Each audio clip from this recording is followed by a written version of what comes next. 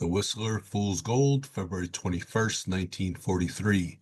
1 week after Legacy of Death, The Whistler returned with another tale of greed and bad judgment. Fool's Gold, episode 41, airing February 21st, 1943. By this point, the show had been on the air for about 9 months, and the formula was locked in tight.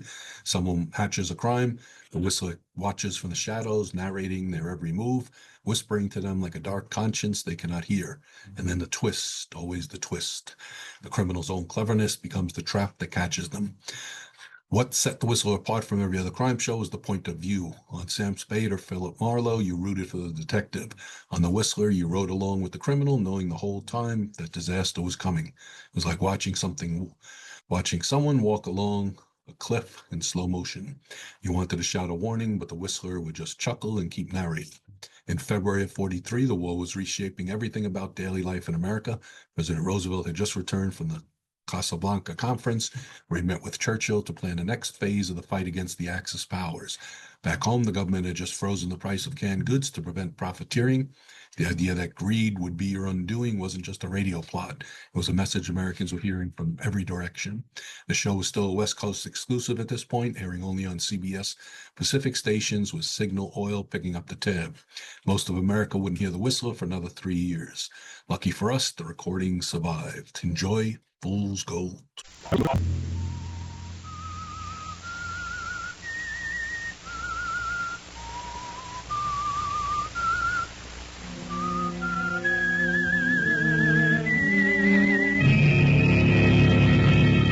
I'm the Whistler. My plan is sound, mathematically sound. It cannot fail. It's perfect. 3 months from now, I will be worth $50,000. Independent for life. Another Sunday night, and again CBS presents The Whistler. I, the Whistler, know many things, for I walk by night. I know many strange tales, many secrets hidden in the hearts of men and women who have stepped into the shadows. And so I tell you tonight the amazing tale of Fool's Gold. Herbert Lang is chief teller of the Amalgamated Bank. A thrifty man of 43, Herbert has been an employee at a small salary for over 20 years. Honest and punctual, his reputation is above reproach. Herbert is thin, slightly bald, bespectacled, and unmarried. Herbert is a poor man, but he has a plan. He won't always be poor, because he's developed his plan for 10 years. And 10 years should bring mathematical perfection to any plan. For 5 years now, it has been working. And by the 1st of June, 3 months from now, I will be worth $50,000.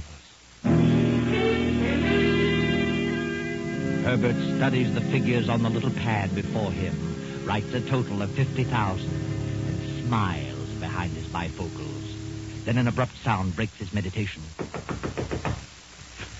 Herbert? Huh? The auditors just found another shortage, and they've traced it. Shortage, another? Yes. $3,000. They've traced it? Definitely. Third one this year. And to whom did they trace it, Mr. Faber? That young fellow, Barton. He denies it, of course, but the evidence is all against him. Barton, I can't understand what happens to young men lately. I do my best to hire the ones I think are on him. I wish you'd exercise a little more care. Oh, I know they have the best of references. I should think by now you'd be able to judge character at a glance. I'd have sworn by that boy, Mr. Faber. They've taken him down to the police station. Oh, what a shame. It's very embarrassing, Mr. Faber. I feel as though I'm responsible. Oh, now, don't take it that way, Herbert. After all, we're insured. But it is annoying to both of us. We all make mistakes in judgment now and then. Besides, you had your nose to the wheel without a vacation for 3 years now. It doesn't pay, Herbert. You'll crack up. Well, I haven't felt as though I needed a vacation. And besides, when I do take one, I'd like to have it all in one lump. I've always wanted to tour Europe or some foreign land. 2 weeks mean nothing. I understand. I feel the same way, but what chance is there? I do think you need a rest from this place. I'll let you know when I'm really tired, Mr. Faber. I doubt it. I will say that I admire your devotion to duty. Thank you, Mr. Faber. It's good to hear you say that. I want you to know that I appreciate the opportunity of being with the firm for 20 years. Yeah. Oh, there's a board of directors meeting this afternoon. I'm going to try to get you a raise. Oh, that's all right. Whatever they decide will be for the best. I wouldn't want the board to think I was dissatisfied here. Yeah, 43, Herbert, and alone, unmarried. That isn't right. And you're not the type of man to tackle marriage on your salary. Well, I've been thinking about it.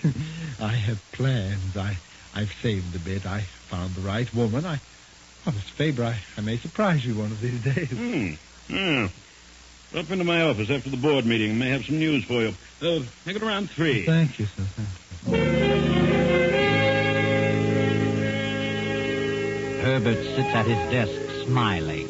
What complete confidence they have in him. What a perfect setup. 3,000 more accounted for. 3 more months and I'll have reached my goal. 50,000 and independent for life in South America. With a move of sudden decision, Herbert slaps on his hat, walks out of the bank, and pays a visit to Hazel Yates at her apartment. What are you doing away from the bank at this hour of the day, Herbert? I'm out to lunch. I thought I'd drop by. Oh, that's nice. I'm certainly surprised. Hazel, exactly 3 months from now, I'm going to take a vacation. You certainly need one. It's been ages since you've been away from your work for more than a day. Yes, I know, but I had to keep my nose to the grindstone. But now it's different. What do you mean? Well, I've kept it a secret, but now I can tell you. I'm going to get married. Married? Herbert, you're going to get married. That's right. But I thought you never considered marriage because you felt you couldn't support a wife. Oh, that's true, but now it's different. I didn't want to say anything till I was sure. What are you talking about? Hazel, for 7 years now, I've been working on a problem, a plan that cannot fail, because it's mathematically correct. What? Herbert, you frighten me. It has to do with the stock market. I've worked it over and over. Stock market? Gambling? Oh, no, not gambling. Not the way I worked it out. Lots of people have thought they'd found the secret to playing the market. And what happened? Well, this isn't a theoretical plan. This has already worked, proven. Already worked? I set myself a goal, an amount of money I felt sufficient to live on, in ease for the rest of my life, $50,000. Beyond that sum, I would not attempt to go. $50,000? As I've placed every dime to use according to the plan, and I've not missed one. Herbert, you mean you have $50,000? Well, not quite, but we'll have by the 1st of June. Well, I can't get over it. I'm amazed. Oh, it's very simple. I have got 3,000 to go. Then I'm through. 3,000? Oh, that frightens me, Herbert. Why don't you be satisfied with what you have? You may lose it all in trying to get the other 3. Oh, not a chance. I set myself a goal, and I intend to reach it. Very well. I hope you're right. Then I'm going on a long vacation. How long will you get? Oh, from next June on and on. From June on? Well, how can you do that? I'm not going to work another day. Why should I? I'll be independent. I'm going to quit. Quit your job? Yes, and take a long trip to South America. I'm going to live there. Why, 50,000 there is like 200,000 here. What more could you ask for? I see. And you're going to get married? Yes, I am. I haven't asked her yet, but I'm confident. Who is she? Do I know her? Yes, she's wonderful. Well, I wish you lots of happiness, Herbert. Would you like to live in South America, Hazel? What? Well, yes, I would. Then you and I will be married June 1st. Oh, Herbert, you mean you're asking me? Yes. Now, don't say a word about this. Now, it's a secret. Don't tell a soul. Promise? Oh, yes, Herbert, I promise.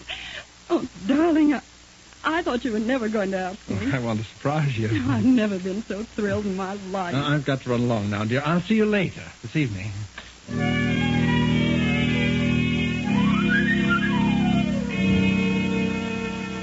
Yes, everything is working perfectly for Herbert Lang. A 10-year plan just cannot fail. A few months from now, and he will be independent. Hazel, 50,000, and South America. It's after 3 now. The board meeting is over. Herbert steps confidently to the president's office. Well, I see the meeting's over, Mr. Faber. Yes. Yes, come in, Herbert. I talked it over with the board. They didn't seem to agree with me. Oh. No raise? Sorry, Herbert. Board members are rather a cold group of individuals. Oh, that's all right, Mr. Faber. I've gotten used to it after all these years. They're a very selfish lot. Whole lot of stock. Someone else does the work. They draw big dividends. It's all they're interested in. Well, I hold stock too, Herbert. Oh, I know, sir, but you take a more personal interest in the employees because, well, you're an active officer. Oh, yes, of course. Well, maybe they'll see their way clear next year. I'm certainly not one to become impatient. No, Herbert. I'll run along Now, now. just a minute. I haven't quite finished. Oh, no, sir? I had quite a session with the board. For the life of me, I don't understand one of them. What do you mean, sir? They were up in arms about that latest shortage. Oh, but I had nothing to do with that. Do they think I took it? No, certainly not. But, well, they do think you are indirectly responsible. Brought up the fact that the 5 men you've hired in the past 10 years have all been sent to the penitentiary. Oh, but how can I tell by looking at a man that they were all recommended? The board thinks you've been working too hard, Herbert, but you need a rest. What? They've instructed me to give you an extended vacation. Extended vacation? How long? Indefinitely. Effective in 2 weeks. Oh, but that's impossible, Mr. Faber. I just couldn't do that. Why, I have a tremendous amount of special work on the books. I just couldn't attend to that in the next 2 weeks. The board at first wanted your vacation to be effective tomorrow night. Well, that's ridiculous. You know that. So who else here could step in and take over on a moment's notice? Yeah, of course. That's true. Do you think you would straighten things around in 2 weeks if you had special assistance? Specialist? Yes, but I won't need any help, sir. I'll be able to handle it myself. Well, as soon as you finish, take a nice long trip. You will need it, Herbert. Very well, sir. Oh, yes.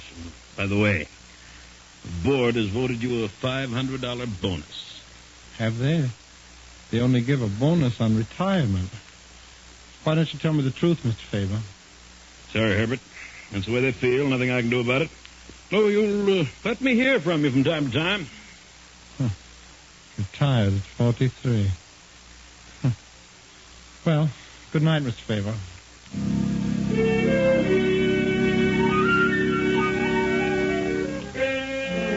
The moment Herbert steps out of Faber's office, fear, a strangling, clutching fear grips him.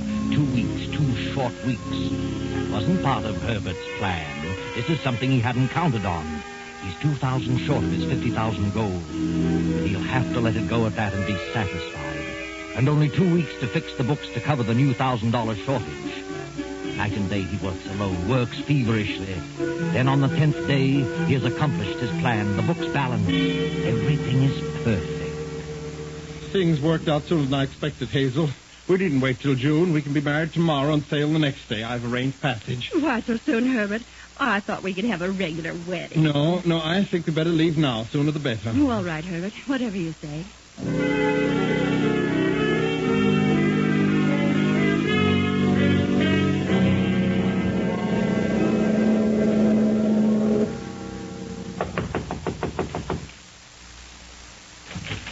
Yes? Good evening, Mr. Evans. Anything you or Mrs. Evans wish, just press the button. Thank you, Steward. I'll arrange for your deck chairs in the morning. Thank you. Yes, you're welcome, Mr. Evans. Why did he keep saying Mr. Evans? Evans? Did he say Evans? Yes, Mr. and Mrs. Evans. Strange. Must have confused us with someone else. I'll put him straight on that in the morning. What did you do with the passports, Herbert? Well, they're in my coat. May I see mine? Yes, of course. Later. We'd best get along to dinner now. I always thought a person had to appear and sign his passport before an official. Oh, no, not always. May I see my passport, Herbert? What's wrong with you, Hazel? Please, Herbert. I'd like to see it. Very well. There you are. Herbert, why are we traveling under the name of Evans? Well, it's better that way, incognito, you know. How did you get this passport without my signing for What? it? This isn't my signature. Who signed it? That doesn't matter. I got it. You better study that signature and be able to copy it when we arrive in port. Don't worry, darling. It's done this way every day. I don't believe you. You're hiding from someone, running from something. Oh, that's silly. $50,000. The stock market. What are you getting at? Now I am suspicious. Are you, Hazel? You stole that money. Stock market. Well, you never made a dime on the stock market in your life. Aren't you being a bit silly, Hazel? So this was your plan. A system. Stealing from the bank and blaming others. That's what happened to my brother 2 years ago. That's why he was sent to jail. All right, Hazel. You're in this too now, so I'll tell you. I did have a plan, and it worked. No one will ever be able to trace it to me. And I'll take care of your brother later. I sent all the money to a man in Brazil, man I know. Sent him several packages and asked him to hold them pending my arrival. He doesn't know what's in them. What man? Well, his name is Pedro Gonzalez, big coffee plant outside of Rio de Janeiro. I see. You and I are the only ones who know, Hazel. Supposing I tell what I know. You'll be an accomplice? But my brother will be cleared. I told you your brother will be taken care of. The only way my brother can be compensated is to be cleared of the charge. No, that's so. And I intend to clear him, regardless of what happens to me. Hazel, you're being awfully silly about this. Last call for dinner, Hazel. Come along now. I don't want any dinner. Oh. Then let's step up on the top deck, huh? Let's just talk this over. There's a lot of things you don't understand, Hazel. Well, I'm sure I can explain things to your satisfaction. I certainly need some fresh air. I'm terribly sorry to have upset you like this, Hazel.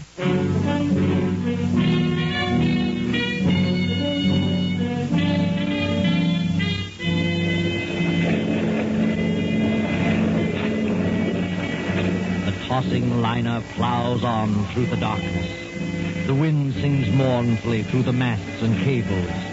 Herbert cannot sleep. Herbert is worried. His plan worked. It was perfect. They'll never trace the money to him. But Hazel presents another problem.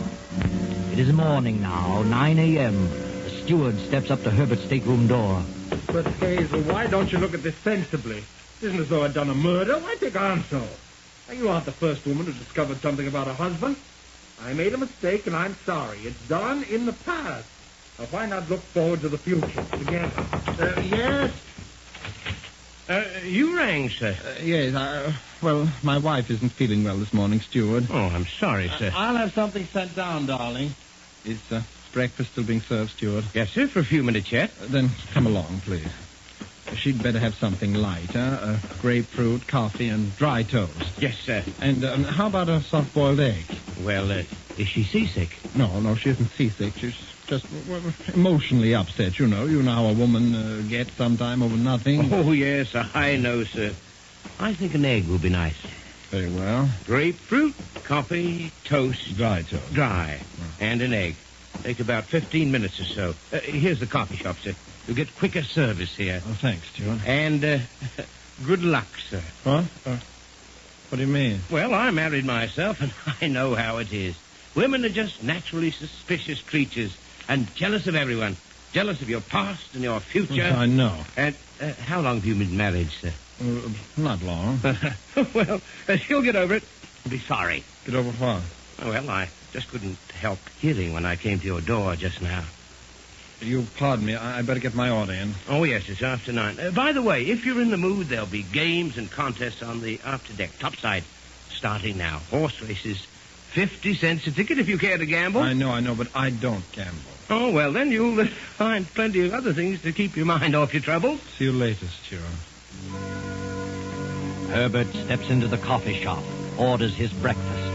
But try as he might, he can't keep his mind off his troubles. His troubles and Hazel.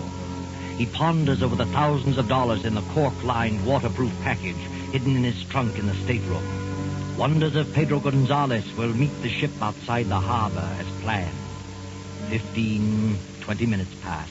Then... Mr. Evans! Mr. Evans! Yes, what is it? What's wrong with you? It's your wife, sir. It's your wife. What are you trying to say? She isn't in the stateroom. No sign of her. Well, she must have decided to walk around. No. Will you calm down, please? Look at this. I found this on the dressing table. A note? Let's have it. It must have just happened, sir. It says 9:10 a.m. Herbert, I cannot reconcile myself to such a situation. The very thought of being married to such a man as you sickens me to the depth of my soul. I can't go on. And don't think you'll escape punishment for the suffering you've caused. Goodbye, Hazel. He's jumped over. 9:10. Just 12 minutes ago. I was a little fool. I'll phone the bridge.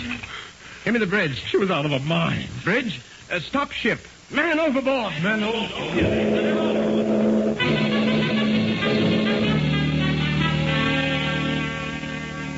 The ship leans over and puts about.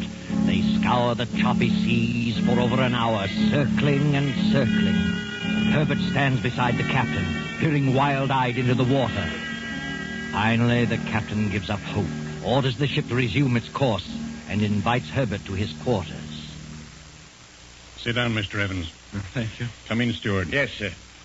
Well, we've certainly done our best, Mr. Evans. No one can deny that. Yes, Captain, I know it, and I appreciate your efforts, but the sea is very choppy. It would be hard to find anyone. As you know, we'll have to ask a few questions. Yes, I understand.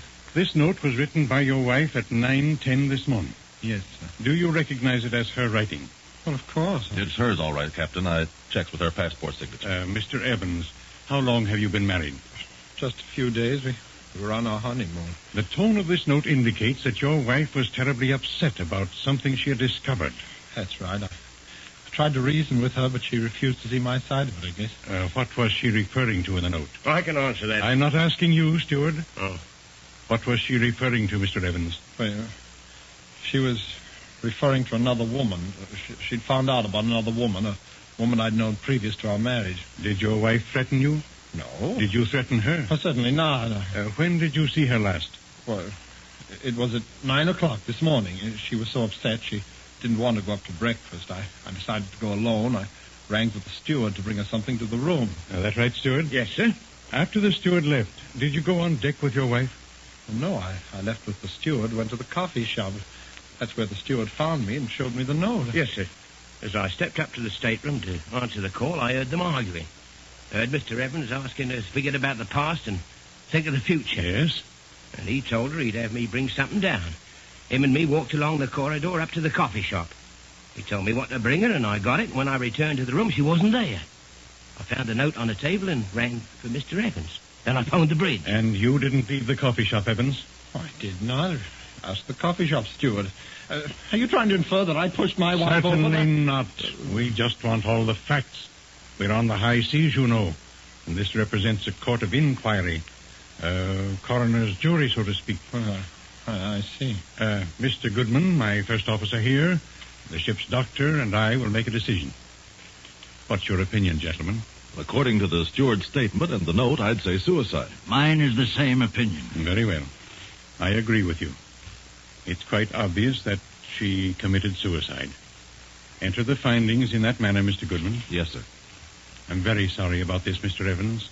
Please accept my condolences. That'll be all, gentlemen.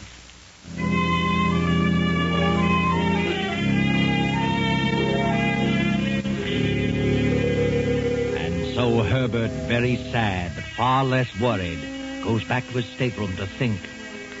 10 days later, the sleek liner checks speed and prepares to stand off outside Rio de Janeiro, awaiting the arrival of the pilot. Dusk has fallen. The ship barely creeps along. Herbert stands at the aft port rail, a package in his hand, a cork-lined waterproof package. Many small boats bob about on the surface, moving at a snail's pace.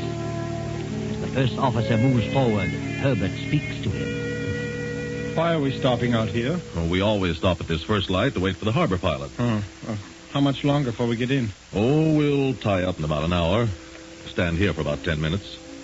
Pilot's on his way out now. I see. What's the name of this first light here? Oh, it's called the Cordoba light. Thank you.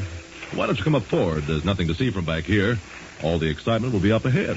Yes, I'll go up there in a moment. What's that you have there? Huh? Oh, this. Camera? No, it's a manuscript. Why the oilskin wrapping? You think we might go down? Oh, no, Well, I guess I am a little superstitious. After all, we did sail on Friday the 13th. Well, I'll see you up forward.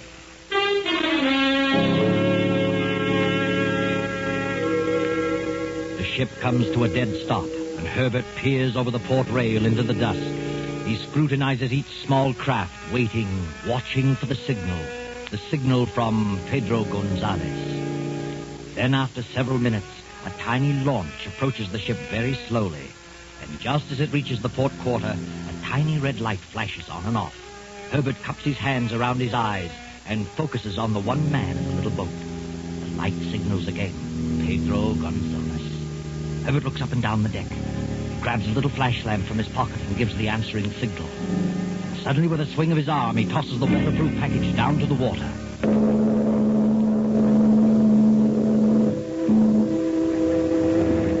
He's got it. Good work, Pedro.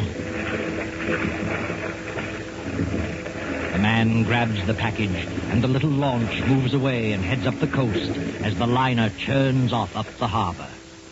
Herbert smiles a smile of relief and steps briskly with self-satisfaction toward the bow.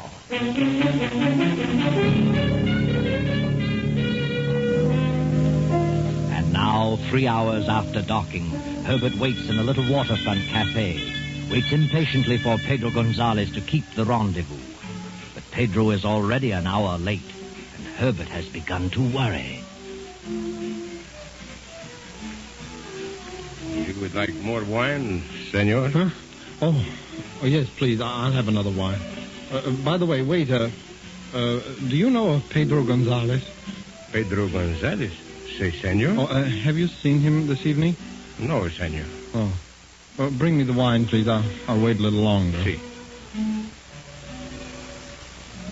Buenas noches, senor. Pedro, where the devil have you been? I've been on my way. You got the package all right? See, I got it, Herbert. I'm sorry I'm so late. Oh, I was beginning to think you'd run out on me. Where have you been? Run out on you? How could you think such a thing? I'm sorry, Pedro. I was just upset, I guess. Well, I knew you would be worried, but there was nothing else I could do. I was worried, too. What do you mean? I was followed by another boat. What? See? And no sooner had I pulled away from our ship and headed up to my cabin than another boat started following me. What kind of a boat? I do not know. It could have been a government cutter. So I headed out to sea and then cut in behind them. They kept right after me, so the minute I... Care for some wine, Senor Gonzalez. Oh, no, gracias. We are leaving at once. Gracias, senor. Come, Herbert. Let us get away from here. My car is outside. We will drive up to my place on the coast. Of course. Here you are, waiter.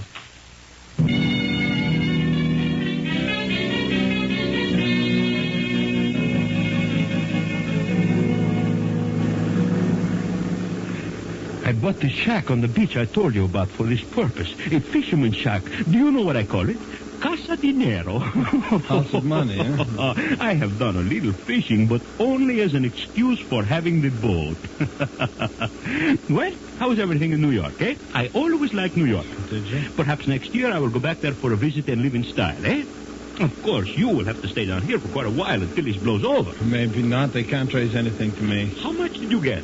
Well, according to our agreement, your share should be $5,000. $5,000. Beautiful one. But look, I want to know about this boat that follows you. Well, I was plenty worried, so instead of landing at my place, I landed half a mile up on the beach. The second I got out, I picked the spot and buried the package in the sand. What? I was afraid they would follow me to the shack. Oh, but you agreed that you'd hide it under the floor in a gas can. I ask you, Herbert, what would you have done? I was not taking any chances. Oh, and just where did you bury it, Pedro? Oh, it is easy to find. A half mile up the beach and 50 feet from a small... What is it, Pedro? What's the matter? There is a car following us. What? Maybe the police. Police? Step on it, Pedro. Why should the police follow us? Hurry, Pedro. They're gaining on us faster. It is wide open. Ah, they have turned left. It was not the police. Pedro, look out, those kids! Eh? What? Going on the road!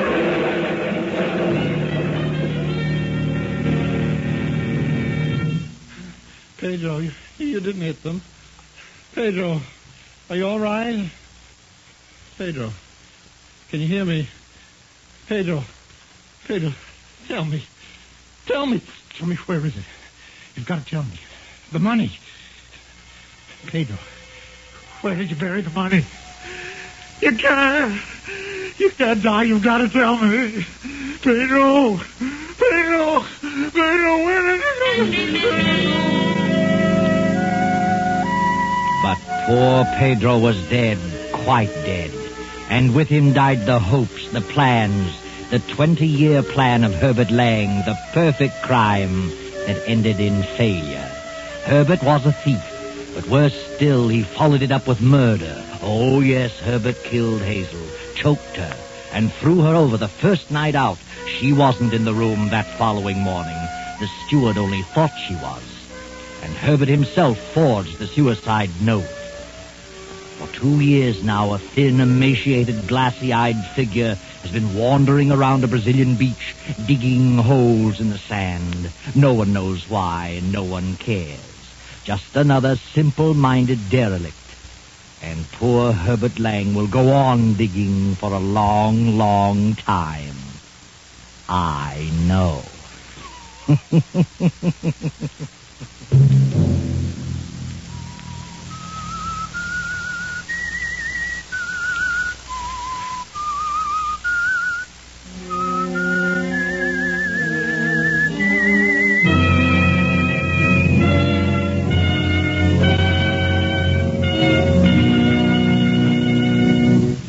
CBS has presented The Whistler.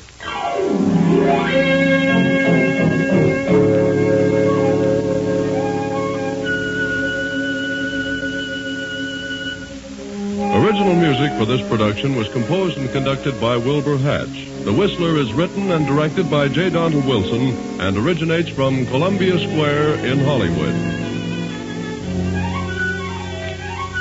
Next week, same time, I, the Whistler, return to tell you another unusual tale. Good night. this is the Columbia Broadcasting System.